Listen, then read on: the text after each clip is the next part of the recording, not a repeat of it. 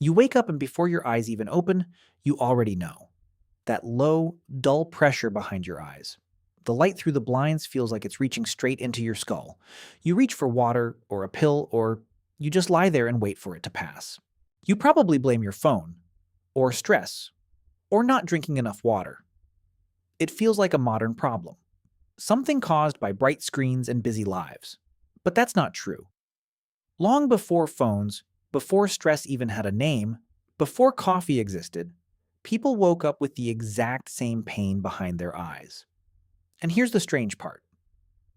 Some of the oldest medicine ever found on Earth wasn't about broken bones. It was about trying to stop a headache. To understand why, you need to know what a headache really is. Most headaches, and migraines especially, come from nerves wrapped around the blood vessels in your head. Scientists call this network the trigeminal system. But here's a simpler way to think about it. Your head doesn't have a headache problem. It has a smoke alarm problem. A smoke alarm can't tell the difference between a real fire and burnt toast. So it goes off every time, because a false alarm costs nothing. But missing a real fire could cost everything. In 2002, Harvard headache researcher Elizabeth Loader published a study in the journal Cephalalgia, saying, your brain works the same way. Anything that could cut off blood or oxygen to your brain, not drinking enough water, low blood sugar, toxins, even tumors, can set off the same alarm. Over time, your body kept this alarm extra sensitive. Better to get thousands of false headaches than miss the one real danger. Even Charles Darwin, the man behind the theory of evolution, suffered from terrible headaches his whole life. His own writings prove it.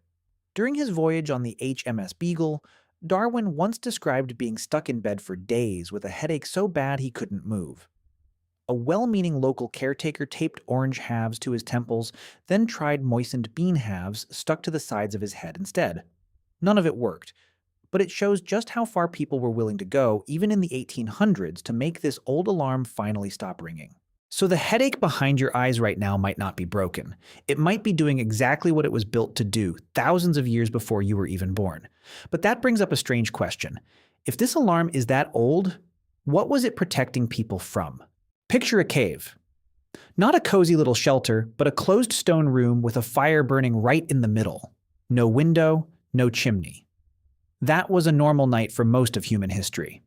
The smoke filled the air people breathed while they slept.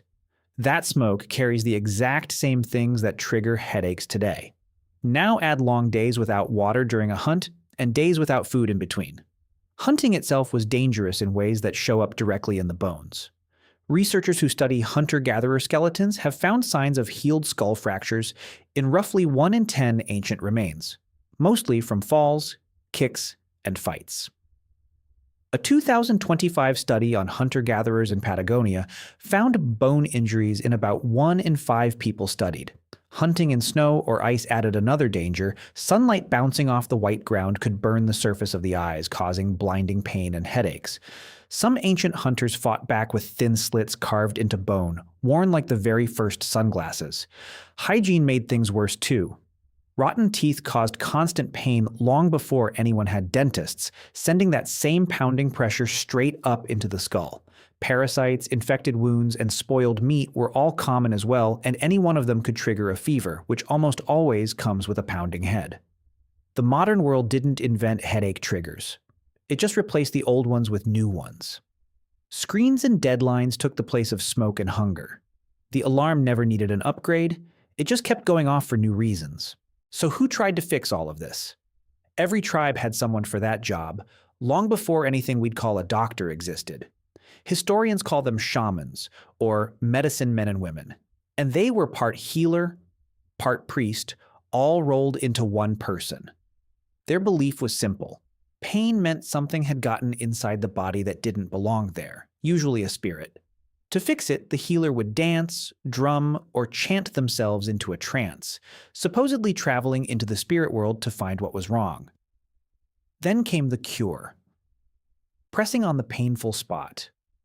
Sometimes even appearing to pull a small stone or bone out of the skin, holding it up as proof the sickness was gone. To them, cutting a hole into the skull wasn't surgery the way we think of it today. It was the same idea. just more literal, physically letting the bad thing escape. Belief wasn't the only thing passed down. Once people learned to write, they wrote about this pain too. By the time the Egyptians wrote the Ebers Papyrus around 1550 BC, they were already describing pain shooting sharply through one side of the head. They were also already chewing on willow bark to dull pain in general, with no idea that the bark contained a compound called salicin, the same compound chemists would later refine into aspirin. More than 1,000 years after that, papyrus, Hippocrates described a shimmering light curling around the edge of his own vision right before the pain hit. A description so precise that modern neurologists still recognize it instantly as a migraine aura. But some healers didn't stop at belief or words. They picked up a tool and tried it for real. About 7,000 years ago, in a burial site in France, a team led by Kurt Alt from Freiburg University found something shocking. A human skull with a hole cut into it. And the person was alive when it happened. This wasn't a one-time thing. Archaeologists have found more than 1,500 skulls like this from that same time period. They're scattered all over the world, in France, in Peru, in China. And here's the strange part. None of these places had contact with each other. They couldn't have copied the idea from one another. Yet somehow, separated by oceans and thousands of miles, they all came up with the exact same solution. Cut open the skull to fix whatever was happening inside. Here's the part that should stop you for a second. Many of these skulls show smooth bone growing back around the hole. That proves the person didn't just survive the surgery. They lived for months, sometimes years after it. Scientists compared this healing to skull surgeries done much later, during the American Civil War. The ancient patients often healed just as well or even better, and they only had sharp stones. No medicine, no knowledge of infection at all. Some skulls even have 2 or 3 holes. That means the same person went through this surgery more than once, and chose to do it again. Many also kept the small disc of bone that was removed, wearing it around their neck afterward, possibly as a charm to keep evil spirits away. Experts believe this wasn't just ritual for its own sake. It was an attempt to treat exactly the kind of pain you might feel right now. Headaches, seizures, pressure in the head that wouldn't stop. And there's something even stranger that scientists are still studying. A 2025 study looked at people with a condition called Chiari type 1. This condition causes chronic headaches, and it turns out their skulls are shaped a lot like Neanderthal skulls. Flatter. More squeezed at the back. The scientists were careful. They said this doesn't prove anything yet, but it's hard to ignore.